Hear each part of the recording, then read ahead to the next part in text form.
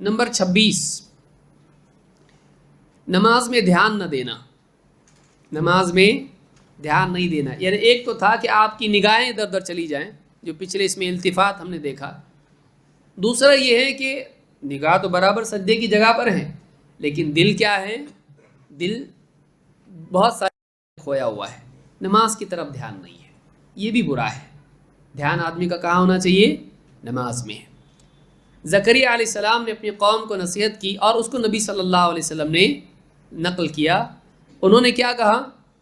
وَإِنَّ اللَّهَ أَمَرَكُمْ بِالصَّلَاةِ، اپنی قوم سے کہا اللہ نے تم کو نماز کا حکم دیا ہے، فَإِذَا صَلَّيْتُمْ فَلَا تَلْتَفِتُوا، جب تم نماز پڑھو تو یہاں وہاں دھیان مت دو، التفات مت کرو، فَإِنَّ اللَّهَ يَنصِبُ وَجْهَهُ لِوَجْهِ عَبْدِهِ فِي صَلَاتِهِ مَا لَمْ يَلْتَفِتْ، اس لیے کہ اللہ تعالیٰ کا چہرہ بندے کے چہرے کے سامنے ہوتا ہے جب وہ نماز میں ہوتا ہے، ہاں اس وقت تک جب تک کہ وہ یہاں وہاں دھیان نہ دے۔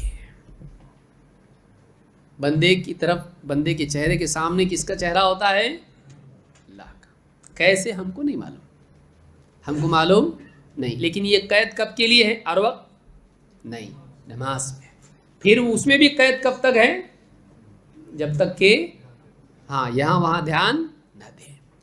تو ایک آدمی کے لیے کتنی بڑی بات ہے کہ اس کے چہرے کے سامنے اللہ رب العالمین کا چہرہ ہو۔ نماز میں آدمی کو چاہیے کہ وہ یہاں وہاں دھیان نہ دے، یہاں وہاں چہرہ نہ کرے، یہاں وہاں نگاہیں نہ کرے۔ اس حدیث کو امام احمد اور امام ترمذی اور اسی طرح سے امام البخاری نے تاریخ میں، یا نسائی، ابن حبان، حاکم نے روایت کیا اور یہ حدیث صحیح ہے۔ تو نماز میں آدمی کو چاہیے کہ وہ یہاں وہاں دھیان نہ دے۔